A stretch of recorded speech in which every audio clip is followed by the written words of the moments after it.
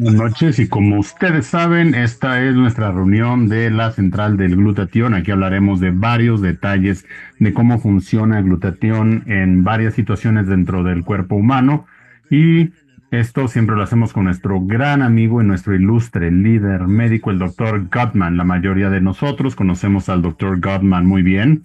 Conocemos además muchos de sus reconocimientos, pero muchos de ustedes quizás no conocen quién es el doctor Gottman. Entonces, les voy a compartir un poco de sus antecedentes. El doctor Gottman es un médico certificado por el Consejo Médico Canadiense y tiene mucha experiencia académica, administrativa y clínica. Se graduó como médico en Calgary y después fue a la Universidad Emory en Atlanta, Georgia, en donde estudió medicina de urgencias. De hecho, fue jefe de residentes de medicina interna en la Universidad de Emory. Fue director del programa de licenciatura en medicina en la Universidad de McGill y de programas para residentes también. Entonces, él ha sido maestro de otros médicos sobre temas de medicina de urgencias. Ha fungido como miembro de la Asociación Médica de Canadá y muchas asociaciones académicas. Ha capacitado a miles, literalmente a miles de médicos y estudiantes de medicina en su carrera y en lo que se refiere al glutatión y la salud y la enfermedad. Su experticia lo ha llevado a dedicar un cuarto de siglo a dar clases sobre este tema. Ha aparecido mucho en radio, televisión y en el internet y es el autor de un bestseller sobre glutatión y es reconocido como la publicación piedra angular y el libro de referencia en la investigación científica de esta sustancia tan notable. El doctor Gottman es muy conocido en el mundo y él es responsable de educar a muchas personas sobre el papel tan crucial que tiene el glutatión en la salud. Entonces, es un honor tenerlo hoy en esta llamada, normalmente en el segundo mes de cada jueves de cada mes, en este caso es el tercero, pero bueno, bienvenido, bienvenido. Bueno, no estamos en el segundo, porque tercera era una grabación. Bueno, muchas gracias por tu presentación y todos vamos envejeciendo, ¿verdad? Sí que tiene para nosotros hoy, doctor, nos emociona mucho escuchar lo que trae para hoy, esta noche. Bueno, hoy vamos a hablar de un tema que será de gran interés para ustedes. Quiero tomarme un momento para compartir mi pantalla. Regálenme un segundo.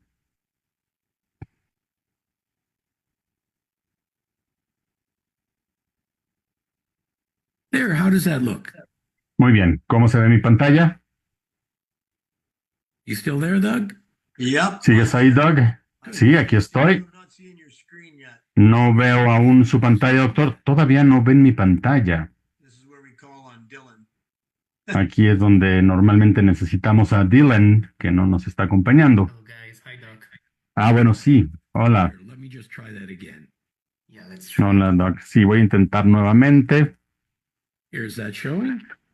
¿Ya se ve? No, still ¿Ya se ve mi pantalla? No, todavía no podemos ver la pantalla del doctor Gottman. Just while you share your screen, I will mention that because I see some comments here. Pueden Veo algunos comentarios. se van a los tres puntitos abajo de su pantalla, van a tener la opción de español, inclusive francés, y si están igual en la computadora es un logo como tipo un mundo, como un planeta. Ahí pueden escoger la traducción al español. All right, Doc, we can see your screen now. Muy bien, doctor, ya podemos ver su pantalla. Ahora sí, perfecto, ya está su presentación en la pantalla. Muy bien, maravilloso. Doctor Gottman, antes de que comience, quiero mencionar para quienes nos ven, si tienen alguna pregunta sobre la presentación de esta noche, les contestaremos al final de la sesión. En la parte de abajo de su pantalla hay un cuadro que dice preguntas y respuestas. Anoten ahí sus respuestas y sus preguntas, perdón. Si anotan sus preguntas en el chat se van a perder. Entonces, quien tenga una pregunta, por favor pónganla donde dice preguntas y respuestas. Doctor Gottman, le paso la palabra ahora sí. Muy bien, gracias por estar hoy con nosotros nuevamente. Aquí les muestro una fotografía de mi último libro, por si les interesa. Está disponible en inglés y en español. Pueden encontrarlo en Amazon o bien en glutation.org. We're going to discuss Entonces, hoy vamos a hablar de un tema muy importante. Iba a decir que este tema afecta a la mitad de nuestra población, pero queda claro que afecta a mucho más que eso. Los problemas de la salud de la mujer también afectan de forma indirecta a la mayoría de los hombres también. Los aspectos relacionados con la salud de la mujer van mucho más allá de lo que solíamos considerar dentro del ámbito de la salud femenina, es decir, la ginecología y la obstetricia. Varios de los temas principales de salud o de los problemas principales de la salud, bueno, los hemos tratado ya en conferencias anteriores. El cáncer, sin duda alguna, es un tema muy importante, así que traten de acceder a este tema en nuestros archivos. El embarazo ya se ha tratado también en profundidad, así que también busquen ese material, deben encontrarlo con facilidad. Y bueno, también menciono los ataques del corazón porque un aspecto de la salud de la mujer son las enfermedades que se presentan de forma diferente a las de los hombres. En el caso de los infartos, los ataques al corazón, la detección de síntomas y signos puede ser muy diferente en ambos sexos. Esto solamente, bueno, solo salió a la luz recientemente, ya que solíamos centrarnos principalmente en el hombre, en nuestros diagnósticos médicos y, por supuesto, las infecciones del tracto urinario y otras infecciones son muy frecuentes también en las mujeres o son más frecuentes en las mujeres. Pero hoy vamos a limitar nuestra presentación a unos cuantos temas relacionados con la salud de la mujer. Se trata de la infertilidad femenina, el síndrome de ovario poliquístico, la osteoporosis, la menopausia, la endometriosis, los fibromas y los pólipos. Estos son temas comunes y seguro que han afectado, siguen afectando a muchas de nuestras oyentes de hoy. Vamos primero a hablar de la infertilidad femenina, lo cual es un problema bastante común. De hecho, en Estados Unidos se calcula que al menos el 10% de las mujeres acuden al médico con alguna queja relacionada con la infertilidad, y esta es una cifra bastante elevada. La infertilidad femenina es fácil de definir. Es la incapacidad de quedar embarazada tras al menos un año de intentarlo, o bien podemos definirlo como una incapacidad para quedar embarazada debido a abortos espontáneos frecuentes. Ambas situaciones pueden ser muy frustrantes. Las causas son muchísimas. Puede haber problemas con la ovulación. La ovulación es la liberación de un óvulo que luego puede ser fecundado. Esto puede verse afectado por irregularidades hormonales, lo cual es bastante común, o por cosas como infecciones, especialmente infecciones crónicas como las que se ven en la enfermedad inflamatoria pélvica. El síndrome de ovario poliquístico también es un factor que contribuye y trataremos el tema del SOP un poco más adelante. Existe algo que se llama POI en inglés. En español se traduciría como insuficiencia ovárica primaria. Es cuando los ovarios dejan de funcionar de manera prematura. Por supuesto que existe la categoría idiopática, que es una palabra elegante para decir no sabemos por qué sucedió lo que sucedió. Y una advertencia también, tanto fumar como beber alcohol pueden ser un factor contribuyente para el desarrollo de estos problemas, y también hay muchas otras razones. Entonces, una pregunta fundamental que tenemos que hacer es, ¿los niveles de glutatión son más bajos en las mujeres que sufren de infertilidad? Y en realidad esto tiene una respuesta muy fácil. En este estudio se recogieron muestras de líquido folicular, tanto en pacientes fértiles como infértiles, y se hicieron las comparaciones respectivas. Se demostró con toda claridad que los niveles de glutatión estaban significativamente mermados en el grupo infértil. Los niveles de glutatión en los tejidos afectados eran más bajos. Este estudio es independiente, por supuesto que no, hay docenas de artículos que han demostrado lo mismo, y estos han analizado los niveles de glutatión en diferentes tejidos, incluyendo los niveles de glutatión en todo el cuerpo. Es decir, este estudio no es un estudio que hable de esto por sí solo, hay muchas evidencias que lo respaldan. Otra cosa que es interesante, otra pregunta es, ¿se correlacionan las anomalías genéticas del glutatión con la infertilidad femenina? Hoy en día es cada vez más fácil hacer pruebas genéticas de glutatión y permítanme repetir que es fácil encontrar muchísimos artículos que demuestran que los genes de glutatión anormales conducen a la infertilidad relativa. Finally, it's well known that chronic Por último, es bien sabido que la infección crónica, o lo que llamamos enfermedad inflamatoria pélvica, tiene una alta asociación con la infertilidad. Se trata de un problema demasiado frecuente que representa una porción significativa de las pacientes con infertilidad femenina. En este estudio europeo se recogieron muestras de suero de mujeres con infertilidad por factor tubárico o TFI en inglés o IFT en español. De aquellas con abortos espontáneos múltiples y mujeres fértiles. Se analizaron para detectar anticuerpos contra la clamidia, así como antioxidantes, incluyendo el glutatión, y tal y como se sospechaba, encontraron una fuerte correlación entre la infección crónica por clamidia y los niveles reducidos de glutatión en el grupo infértil. Este es otro dato demográfico importante que debemos tener en consideración. Ahora, hablemos del síndrome de ovario poliquístico o SOP, en inglés PCO, como está en la pantalla. Este es un problema también bastante común, que muchos de ustedes que escuchan esta noche ya lo tienen, pero aún no han sido diagnosticadas. Las mujeres suelen tener dos ovarios, como se muestra en la pantalla. Cada uno de los ovarios tiene el tamaño aproximado de una pelota de ping pong. Estos órganos reproductores producen óvulos, una especie de huevos. Son óvulos que se liberan en el útero cada mes, listos para ser fecundados. Las pacientes con síndrome de ovario poliquístico desarrollan quistes en los ovarios, de ahí el nombre. Se denomina síndrome porque puede darse una serie de cosas diferentes. Pueden ocurrir muchísimas cosas. Principalmente el problema se debe a la sobreproducción de hormonas masculinas en la mujer. El principal problema son las irregularidades menstruales y, por supuesto, la infertilidad.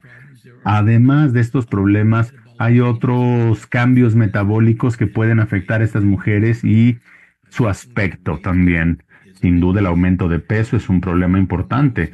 Muchas de estas mujeres, si no es que la mayoría, tienen sobrepeso. Hay cambios debidos directamente al aumento de los andrógenos, o bien lo que conocemos como hormonas masculinas. A estas mujeres a menudo les crece vello en lugares que normalmente solo se ven en los hombres. No son raros el pecho velludo o el bigote. También es frecuente el acné, así como el adelgazamiento del cabello. La prueba definitiva es una ecografía pélvica, un ultrasonido pélvico, pero a menudo es posible identificar todo esto simplemente viendo a las pacientes entre la multitud. Entonces, las hormonas masculinas provocan cambios que llevan a las mujeres a adoptar características masculinas como la vellosidad y el acné, pero existe también el problema del exceso de producción de insulina, lo cual conduce al aumento de peso e incluso a la diabetes. Pronto veremos por qué esto es importante. Volviendo a la pregunta básica, ¿estas pacientes sufren de bajos niveles de glutatión? Varios estudios, más bien estudio tras estudio, han demostrado que tanto el estrés oxidativo aumenta como la actividad de glutatión disminuye. Esto es indiscutible y queda muy, muy claro. No solo se ha demostrado claramente la deficiencia del glutatión, sino que se ha comprobado que los niveles de glutatión se correlacionan con la gravedad de la enfermedad. Por ejemplo, los niveles de glutatión están relacionados con el grado de obesidad abdominal, el tamaño de la cintura, la resistencia a la insulina y el hirsutismo. El sutismo es otra palabra para hablar de la vellosidad.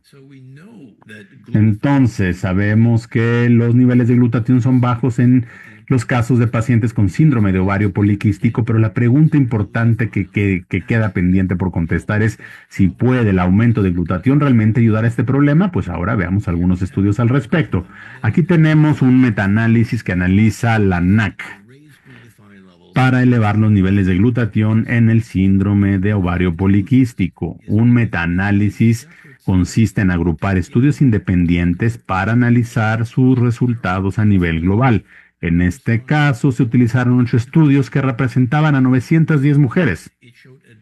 Este estudio mostró una ventaja definitiva en la mejora de las tasas de embarazo, así como la ovulación en el síndrome de ovario poliquístico a través del aumento del glutatión. Esto es algo bastante prometedor. Aquí otro estudio interesante, el clásico medicamento para diabéticos llamado metformina. La metformina se utiliza muy a menudo para tratar el síndrome de ovario poliquístico. En este caso, la metformina se enfrentó mano a mano al fármaco NAC o N-acetilcisteína y los resultados demostraron que el aumentar el glutatión de esta manera básicamente tiene el mismo nivel de éxito, la misma tasa de éxito que el grupo que tomaba metformina. Ambos grupos mostraron la misma mejora en la calidad de los óvulos y los embriones. Aquí se hizo una comparación similar entre el aumento de glutatión y la metformina. Y pues vieron una sorpresa los investigadores. El grupo que consumió glutatión mejoró su perfil líquido, su nivel de azúcar en sangre en ayunas y sus niveles de insulina en sangre también mejoraron. Y esto es algo extraordinario. Así que vamos a resumir los beneficios de elevar el glutatión en pacientes con síndrome de ovario poliquístico. Hay mejoras claras en la fertilidad, mejoras claras en el metabolismo de la insulina y el azúcar en sangre, una clara pérdida de peso, una clara mejoría en los efectos de masculinización como vellosidad y acné. Muchas maneras, hay muchas formas como podamos ayudar. Let's look at something completely different now. Veamos algo completamente distinto ahora, la osteoporosis.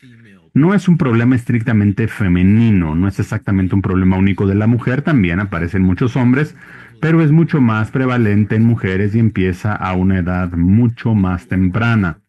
Las hormonas masculinas previenen la osteoporosis, por lo que los índices en los hombres solo empiezan a alcanzar a los de las mujeres a partir de los 70 años, cuando la producción hormonal se reduce en los varones. La osteoporosis se produce por etapas. Al principio todos comenzamos con huesos sanos y densos, con una tupida red de lo que se denomina trabéculas. El interior del hueso o la red trabecular está en realidad lleno de pequeñas bolsas, como si fueran una esponja. A medida que envejecemos, esta capa esponjosa tiende a volverse menos densa y las bolsas o agujeros se agrandan. En algún momento, una persona desarrolla lo que se denomina osteopenia, lo cual significa huesos delgados. Si el proceso continúa, desarrollamos una osteoporosis completa.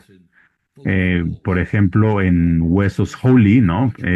Holey como lleno de agujeros, ¿no? Haciendo alusión a la frase en inglés, y esto hace que el hueso sea mucho más frágil y más propenso a romperse. Por último, una persona puede padecer osteoporosis grave y en estos casos es mucho más probable que se rompa un hueso tras una caída o un traumatismo leve. Hay muchos factores que favorecen el desarrollo de la osteoporosis. Sin duda, la falta del ejercicio es uno de ellos. La tensión que el ejercicio ejerce sobre el cuerpo fortalece los huesos.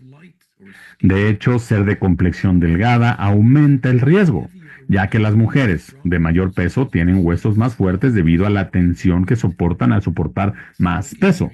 Fumar, beber alcohol o tomar demasiado café también son factores de riesgo. La dieta, la genética, los desequilibrios hormonales también son factores causantes. Tenga en cuenta el último elemento que aparece en la esquina inferior derecha, la oxidación. Sí, el estrés oxidativo es un factor de riesgo reconocido médicamente, algo que favorece el desarrollo de la osteoporosis. Entonces, ¿por qué el tratamiento de la oxidación no aparece en la mayoría de las recomendaciones sobre el tratamiento de la osteoporosis? Por supuesto que tenemos medicamentos que fortalecen los huesos, conocemos la importancia de la vitamina D y de los suplementos de calcio. Entendemos también el papel que desempeñan una dieta sana y el ejercicio físico, pero ¿en dónde aparece el tratamiento de la oxidación en estas tablas? Bueno, ciertamente hay más que suficientes pruebas de que el estrés oxidativo está en juego y más importante que la deficiencia del glutatión está documentada en este grupo de pacientes. Esto se demostró hace años. ¿Y qué hay de los artículos que demuestran que aumentar el glutatión puede ayudar? ¿Existen acaso? Ya conocen la respuesta, por supuesto que existen. Aumentar el glutatión puede actuar en los osteoblastos. Los osteoblastos son las células que forman el hueso para reducir la degradación ósea y favorecer el crecimiento. De hecho, eh, hay autores japoneses que dicen que el inmunocal actúa de la misma manera. Los autores afirman que esta estrategia puede reducir el riesgo de desarrollar osteoporosis. Por lo tanto, los gráficos que describen el tratamiento de la osteoporosis no muestran el aumento del glutatión como una forma de tratar la osteoporosis. Pero esto no significa que usted no pueda hacerlo. Y aquí hay algo que es exclusivo de las mujeres, la menopausia. Es un problema que varía en gravedad e intensidad, pero que tarde o temprano afectará a todas las mujeres en cierta medida si viven lo suficiente. Hablamos de menopausia, pero de nuevo, se trata de un proceso gradual con diferentes fases. Empecemos por la premenopausia, cuando las cosas marchan como de costumbre, con normalidad, a nivel de secreción hormonal y a nivel de producción de estrógenos. Por supuesto, el estrógeno es la principal hormona femenina. Pero en algún momento, normalmente entre la edad de 45 y 50 años, los niveles de estrógenos comienzan a descender. Esta es la fase que llamamos perimenopausia, en la que todavía las mujeres presentan periodos menstruales, aunque pueden volverse erráticos. Es entonces cuando suelen las mujeres sufrir de sofocos, sudoraciones nocturnas, aumento de peso y otros síntomas. Finalmente, los periodos cesan y se entra en la menopausia plena. Aumentan otros problemas como la atrofia vaginal, puede aparecer la depresión y aumenta el riesgo de desarrollar cáncer de mama. Y por último llega la fase posmenopáusica, en la cual se desarrollan y se vuelven comunes problemas médicos como las enfermedades cardíacas, las infecciones del tracto urinario y la osteoporosis. La menopausia puede causar un enorme espectro de síntomas y complicaciones. Cambios en el estado de ánimo, cambios en los patrones del sueño, cambios en la forma del cuerpo, el adelgazamiento del cabello, un montón de razones que pueden causar angustia en la persona que atraviesa por esto. También hay problemas que ya hemos mencionado, problemas más grandes como más graves, como el desarrollo de la osteoporosis. Y una vez más, las enfermedades del corazón también se vuelven mucho más frecuentes. Parece que las hormonas femeninas activas son algo protectoras. Ciertamente hay muchísimos cambios para la mujer que está en proceso de envejecimiento y de nuevo vemos una clara correlación con los niveles de glutatión asociados a la menopausia. Los niveles más altos se observan en mujeres jóvenes fértiles. Estos niveles descienden de manera progresiva con la edad, de manera más drástica con la perimenopausia y llegan a su punto más bajo una vez que se ha establecido bien la menopausia. Y esto se ha demostrado en varios estudios, no solamente con midiendo los niveles en suero sanguíneo, sino también en los tejidos uterinos y endometriales. Es importante señalar también que la menopausia y el descenso simultáneo de los niveles de estrógenos aumentan el riesgo de padecer determinadas enfermedades. Entre ellas se encuentran las cardiopatías, la apnea del sueño, la obesidad, el síndrome metabólico, lo cual es una combinación de hipertensión, hiperglucemia y alto colesterol. Todo esto contribuye significativamente a la enfermedad y la mortalidad en mujeres mayores. Pero observen esto, todo esto está asociado con la deficiencia de glutatión. Y hay muchos estudios que han examinado la asociación de la pérdida de estrógeno con la pérdida de glutatión. Esto es de una importancia vital. Así que por favor presten atención al glutatión en la menopausia y el mejor momento para empezar a corregir estos niveles es antes de que empiece la menopausia. Pasemos ahora a examinar los problemas que pueden producirse en el interior del útero y estos problemas pueden ocurrir a cualquier edad. Comencemos con algo llamado endometriosis. Algunas mujeres desarrollan tejido uterino fuera del útero, en los ovarios, en las trompas de falopio, en el intestino o en la vejiga. Esto causa problemas y a esto lo llamamos endometriosis. Durante los periodos menstruales, la sangre de este tejido mal colocado se filtra en las zonas circundantes y causa molestias. Así pues, el principal síntoma de la endometriosis es el dolor. Puede ser dolor pélvico, de espalda, abdominal, todo depende de dónde se encuentre este tejido anormal. Las pacientes con endometriosis también son propensas a menstruaciones más abundantes y a sangrados entre menstruaciones, entre periodos. Los tratamientos incluyen analgésicos, terapia hormonal e incluso cirugía para extirpar el tejido excedente. Se sospecha de que el glutatión desempeña un papel en el desarrollo de la endometriosis. De nuevo, así lo han demostrado varios estudios. Los niveles bajos de glutatión están correlacionados con el desarrollo de esta enfermedad.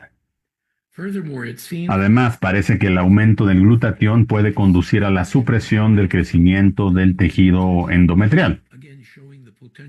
Nuevamente, esto demuestra el papel potencial del aumento del glutatión. Finalmente, este estudio europeo se llevó a cabo en casi 400 pacientes con endometriosis. Demostró que el aumento del glutatión en la endometriosis conducía a una mejora estadísticamente significativa del dolor pélvico relacionado con la endometriosis y requería una menor ingesta de analgésicos de rescate. Es decir, elevar los niveles de glutatión reduce el dolor pélvico generado por la endometriosis. Y por último, veamos dos afecciones relacionadas, los miomas uterinos y los pólipos uterinos. El útero puede crecer en exceso y puede desarrollar masas cancerosas y no cancerosas. El crecimiento excesivo del revestimiento del útero puede producir pólipos. Se trata de bolas de tejido unidas por un tallo y tienen la tendencia a producir menstruaciones más abundantes y más hemorragias. Por desgracia, también pueden convertirse en tumores cancerosos. El crecimiento excesivo de la pared muscular del útero puede dar lugar a la formación de miomas. Los miomas pueden ser del tamaño de un chícharo o pueden ser muy, muy grandes. Pueden ser únicos, pueden ser múltiples y suelen provocar menstruaciones abundantes o hemorragias excesivas. Son muy, muy comunes y la mayoría de las mujeres los padecen a partir de los 50 años. Los pólipos y los miomas, los fibromas, suelen dejarse como están, sin tratamiento. Sin embargo, los pólipos suelen tratarse de manera más agresiva, ya que son potencialmente malignos. A menudo se tratan quirúrgicamente. Por otro lado, los miomas o los fibromas se tratan solamente si se vuelven demasiado problemáticos. El tratamiento habitual es la cirugía local o incluso algo que llamamos histerectomía completa, es decir, la extirpación del útero. Cada vez es más frecuente acceder al perfil genético de una persona. Hemos avanzado muchísimo en la capacidad de hacerlo de forma rápida y barata. Una cosa a tener en cuenta es que las mujeres que tienen anomalías genéticas en su glutatión tienen un mayor riesgo de desarrollar miomas o fibromas, ¿no? Esto indica que una función deficiente de glutatión está asociada al desarrollo de este problema. Y por supuesto, se ha descubierto que la actividad del glutatión es anormal en las mujeres con fibromas, con miomas. Entonces, hoy hemos examinado una serie de problemas de salud femenina. Hemos hablado de la infertilidad, el síndrome de ovario poliquístico, osteoporosis, menopausia, endometriosis y más. Todos estos están asociados con niveles anormales de glutatión. Con base en este hecho, creo que hay un gran potencial en elevar los niveles de glutatión. Hay muchas mujeres que pueden aprovechar esta estrategia. Y una vez más, muchas gracias. Gracias por su atención y espero que hayan aprendido cosas importantes esta noche. Muy bien, doctor Gottman, seguramente todo el mundo tiene preguntas. Muchas gracias, ha sido muy informativa su sesión, su charla. Tenemos un par de preguntas. Una de Débora de West Virginia nos pregunta, ¿podría explicar qué es el estrés oxidativo? El estrés oxidativo es un concepto que existe ya desde hace varios años. Se refiere a cuando hay demasiada oxidación en el cuerpo. Normalmente necesitamos oxidación. Hay una cierta cantidad de oxidación que es necesaria para muchas de nuestras funciones metabólicas, para muchas de nuestras funciones inmunológicas también. No obstante, cuando el estrés oxidativo se acumula en exceso, rompe el equilibrio y empezamos a perder las defensas, los antioxidantes, y entonces empezamos a consumir nuestros niveles de glutatión. El estrés oxidativo es cuando hay demasiada oxidación, lo cual consume los antioxidantes y el glutatión que tenemos en el cuerpo. Y muchas personas incluso usan el estrés oxidativo como una medida indirecta de los niveles de glutatión, porque después de todo el glutatión es la principal defensa que tenemos en contra del estrés oxidativo. Ahora, si quieren aprender más acerca del estrés oxidativo, les invito a observar o a ver algunos de mis videos que tratan sobre el estrés oxidativo, el glutatión y el estrés oxidativo, y esto lo pueden encontrar en mi canal de YouTube, /invertida,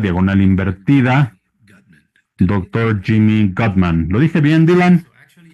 Creo que sí. De hecho, sí, pondré la liga. Voy a poner la liga en el chat. Alguien hizo una pregunta sobre el diabetes, entonces puse la liga del video sobre diabetes en el chat. Hagan clic en esta liga y podrán ver ahí el canal de YouTube del Dr. Gottman. Gracias, Dylan. Dylan, tenemos una pregunta más que está en español, está en el cuadro de preguntas y respuestas, pero mientras tanto quiero hacer esta pregunta, me parece importante, doctor Gottman. En varios de estos estudios vimos que se menciona la NAC, N-acetilcisteína, se refiere como un precursor del glutatión. Sabemos que hay varias maneras de fomentar la producción de glutatión, por eso es que se usa el inmunocal. ¿Podría usted hacer la distinción, hablar de la diferencia entre elevar niveles de glutatión y elevar los niveles de NAC, de N-acetilcisteína? Muy buen punto, Doc. La mayoría de la investigación que existe sobre cómo elevar los niveles de glutatión se ha hecho utilizando un fármaco que se llama NAC, N-acetilcisteína. Literalmente existen miles de estudios que hacen este tipo de análisis, pero hay diferencias principales entre el uso de un fármaco como la N-acetilcisteína y el uso del inmunocal. La NAC podemos encontrarla también en dosis bajas en tiendas de alimentos sin necesidad de una receta médica, pero esto presenta varios problemas. Número uno, hay una toxicidad definitivamente relacionada con el consumo de la NAC. Normalmente esto genera incomodidad gastrointestinal, vómito, cólicos, diarrea. Otro problema que tiene la NAC es que tiene una semivida muy corta. Esto significa que para poder mantener los niveles del glutatión estables a lo largo del día, necesitamos tomar NAC 3, 4 o incluso 5 veces por día. Y si te sientes mal la primera vez que lo tomas, bueno, te vas a sentir 4 veces peor la cuarta vez que tomes la NAC. También la NAC tiene la tendencia de perder su eficacia después de varias semanas, porque uno va construyendo cisteína libre en el cuerpo, es decir, con una condición que llamamos hipercistenemia, es decir, que es cuando tenemos demasiada N-acetilcisteína, que es lo que no queremos. Hay gente que dice que la NAC funciona bien varias semanas y después como que se desvanece su efecto. Por otro lado, el Inmunocal no tiene ninguna toxicidad. El tomar una dosis de Inmunocal implica que a lo mejor puedes elevar tus niveles de glutatión incluso días después, muy pronto. Es muchísimo más fácil de tolerar como producto también y tiene la ventaja de que además es una muy buena fuente de nutrientes. La NAC no nos nutre en absoluto, pero el Inmunocal tiene el valor biológico más alto de cualquier proteína comestible conocida. El valor nutricional es una medida que aplicamos a todas las proteínas que consumimos y es una medición que habla de la importancia que tiene una proteína para el cuerpo. No hay ninguna otra proteína que sea más importante para el cuerpo que el Inmunocal. Gracias por hacer esa pregunta. Muy bien, muy buena respuesta, doctor. Bueno, es que fue muy buena la pregunta también. Otra pregunta que tengo es una mujer joven que está en edad de tener hijos, si puede concebir, puede embarazarse, pero no logra llevar el producto a término, no logra llevar el bebé a término. ¿Hay alguna indicación que diga que el Inmunocal le puede ayudar en estas situaciones? Por supuesto que sí. A lo mejor esa diapositiva la pasé muy rápidamente, pero sí, hay definitivamente varios estudios que analizan la capacidad de poder retener y mantener el embarazo, evitando algún aborto espontáneo. Y esto sucede en un porcentaje muy alto de las veces. Por supuesto que sí. Otra pregunta que tenemos aquí es una mujer. Es una pregunta muy general, no estoy seguro de si tenga que ver con este tema, pero una mujer arriba de 65 años, ¿cómo le hace para perder la grasa abdominal adicional, la extra? Qué buena pregunta, es difícil. Bueno, esto puede venir del problema del síndrome de ovario poliquístico, a lo mejor si lo tuvo antes, bueno, puede de ahí provenir este exceso de grasa, o puede ser también por la menopausia, no sé. Hay muchísimas maneras de ganar peso, pero definitivamente el aumento de peso que vemos en la menopausia es algo que hasta cierto punto puede tratarse si aumentamos los niveles de glutatión. El glutatión lo que hace es cambiar la receptividad a la insulina, es decir, nos volvemos más receptivos a la insulina. Muy bien, Dylan, te paso la palabra. Creo que hay algunas preguntas en el chat que están en español. Sí, gracias, Doc. Veo aquí, Inmunocal puede ayudar a personas con papiloma. That's a good question. Es una buena pregunta. Write that question down, Dylan. Anótame esa pregunta, Dylan, por favor. Anótala. Envíame un correo electrónico y buscaré la respuesta, porque no quiero dar una respuesta sobre algo que no he investigado todavía. Entonces les conseguiré la respuesta para más adelante. No hay problema, está muy bien. Otra pregunta es, ¿cuál es el impacto del uso del Inmunocal en los tratamientos de fertilidad? Es decir, ¿qué muestran los estudios? Los estudios son muy claros en torno a este tema. Elevar los niveles de glutatión es algo que mejora la fertilidad en un alto porcentaje de pacientes. Esto está establecido con toda claridad y se ha demostrado a través de muchísimos estudios. Yo sé que ya hablamos de esto en la presentación, pero hay una pregunta aquí que dice, ¿cuál es la acción del inmunocal en la lactancia? En la lactancia, bueno, Um, Immunical, el here's a inmunocal, story. a ver, les cuento mejor una historia. Cuando salió por primera vez el inmunocal en 1996-97 en Canadá, no lo llamábamos inmunocal. En aquel momento el gobierno no nos permitía utilizar la palabra inmune. No fue sino hasta que le mostramos a Health Canada que el producto sí servía para mejorar la salud inmunológica. En aquel momento el nombre del producto era HMS90. HMS90 es un nombre medio extraño que significaba el 90, bueno, el 90 significaba 90% de proteína, pero la HMS significaba suero de leche humanizado, Humanized Milk Serum, porque cuando vemos el componente de la proteína, el componente proteico del inmunocal, es lo que más se parece a la leche humana. De hecho, los mercadólogos más listos le llamaban la leche humana para adultos. Definitivamente, beber leche humana es una buena fuente de nutrición. Y sobre todo para quien está produciendo leche, ¿no? Entonces, bueno, indirectamente, bueno, la respuesta es sí. Puedo dar una respuesta todavía más larga y elaborada, pero la respuesta corta es sí. No sé si tengas alguna pregunta. Sí, veo preguntas todo el tiempo en el chat. Les recuerdo una vez más que estamos recibiendo cientos de mensajes en el chat. Probablemente no lleguemos a su pregunta. Si tienen alguna pregunta, recuerden, pónganlas en el cuadro de preguntas y respuestas, no en el chat de la sesión. Hay una pregunta aquí, doctor Gottman. ¿Recomienda usted la terapia hormonal para aumentar los estrógenos junto con el aumento de GSH para mujeres con menopausia? GSH es el glutatión. Bueno, sí, hay varias cosas respecto a la terapia hormonal. Yo tengo muchos años ya siendo médico y a veces se dice que sí, a veces que no. Entonces, dependiendo, hay muchas tendencias. Si usted es de los que propone el uso de la terapia hormonal, yo no voy a argumentar con usted en un sentido o en otro. Eso yo lo dejaré a su médico personal y a usted, ¿no? Cada quien haga su propio comentario personal, pero ciertamente el agregar glutatión como parte de la estrategia tener como estrategia aumentar los niveles de glutatión, eso por supuesto que es comparable con el uso de la terapia hormonal. Con o sin es una buena estrategia. Muy buena respuesta. Hay una pregunta interesante aquí.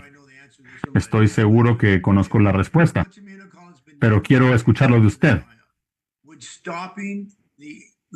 El aumentar los niveles de glutatión.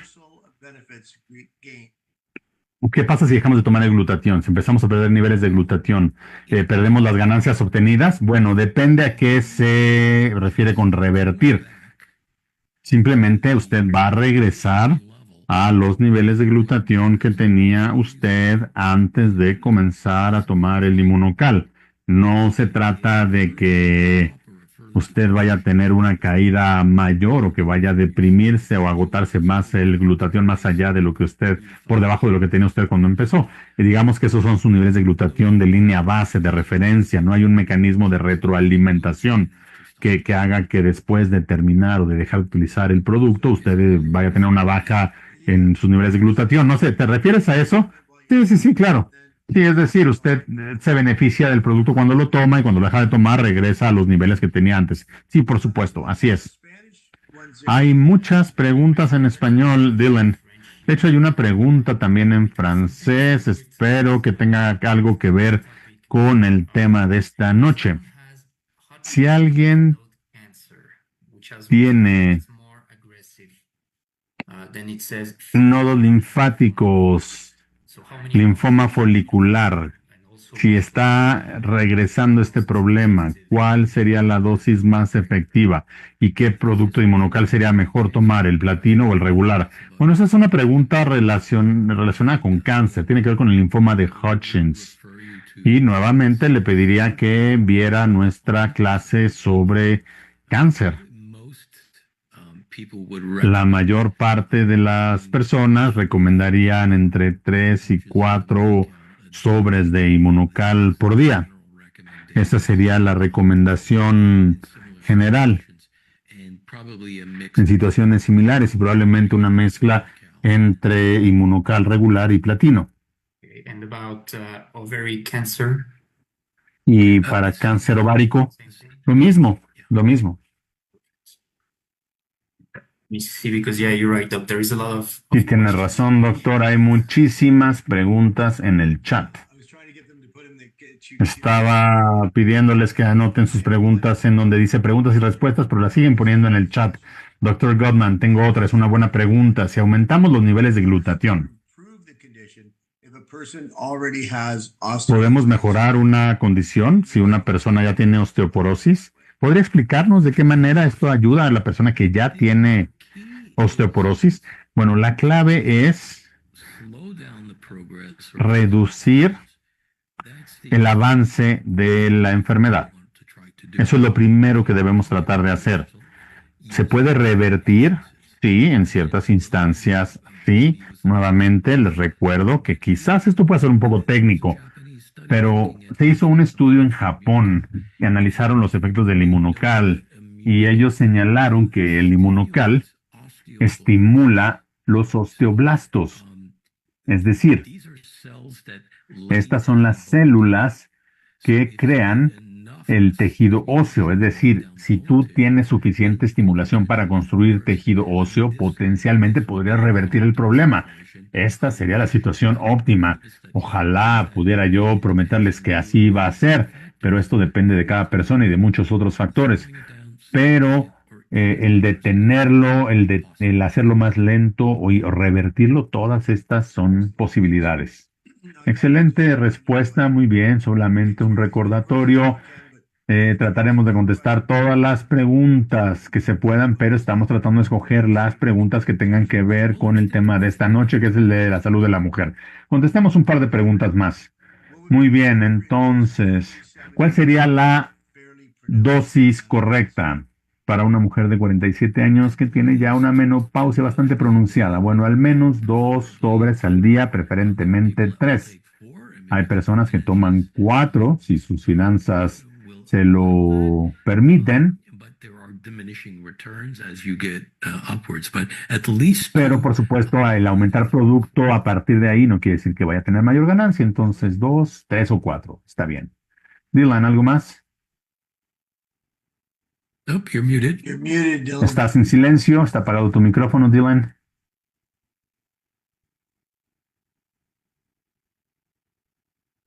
Yes, Doc, sorry. Sorry. For some reason I can't. Perdón, por alguna razón no podía encontrar mi pantalla de Zoom, pero en realidad estoy tratando de encontrar algún video sobre cáncer, estoy tratando de compartirlos en el chat, porque hay muchas personas que nos han hecho muchas preguntas. Tenemos preguntas sobre natalidad, muchas preguntas, y algunas relacionadas con cáncer también.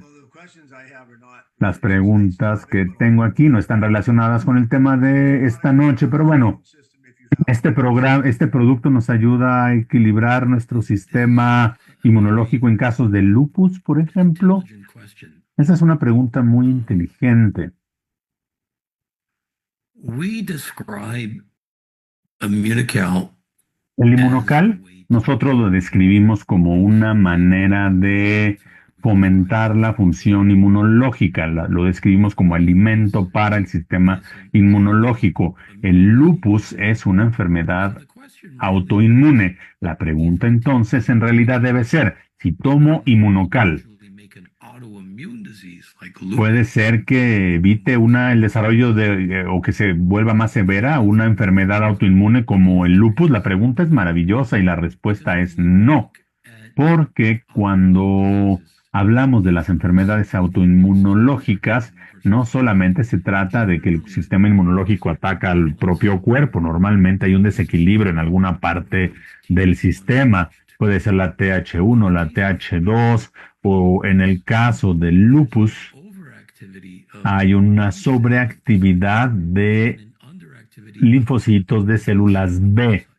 Y los linfocitos de las células T trabajan menos. Entonces, cuando entra el inmunológico al sistema, se vuelve a lograr el equilibrio, se reequilibran estas poblaciones de glóbulos blancos y rojos, y entonces terminamos con menos inflamación, menos dolor y en general con un mejor resultado clínico. Entonces, en el caso del lupus, en el caso de la artritis reumatoide, tomar glutatión, mejorar el glutatión es una muy buena estrategia. Entonces se nos acabaron las preguntas, ¿verdad?, sobre la salud de la mujer. Entonces, ¿por qué no terminamos? Demos por terminada nuestra sesión. Si tuvieran alguna pregunta que les resulte interesante y que tenga que ver con el tema de esta noche, les pido que las apartemos, las tenemos en la sección de preguntas y respuestas, y veré si Doug o si Dylan les pueden contactar por correo electrónico con la respuesta. Perdón, Doug, de hecho, bueno, voy a compartir mi dirección de correo electrónico en el chat si tuvieran alguna pregunta, si hubiera algo que quieran que yo le pase, alguna información que quieran que le pase al doctor Gottman, me lo hacen saber, por favor. Gracias, y bueno, esto aplica para las preguntas en español, francés e inglés. Quiero agradecer a nuestros intérpretes de esta noche, a Lucien al francés, Sergio al español. Gracias, Lucien, gracias, Sergio, y gracias a todas y todos por asistir a esta reunión. Fuimos casi 300 personas. Gracias por estar con nosotros, y un agradecimiento especial al doctor Gottman. Gracias por tomarse el tiempo de educarnos sobre este tema tan sorprendente y cómo funciona este producto en el cuerpo humano al aumentar los niveles de glutatión. Recuerden, la central del glutatión ocurre una vez al mes, normalmente el segundo jueves de cada mes. Esperamos verlos el próximo mes. Pasen buena noche y nos vemos muy pronto. Gracias.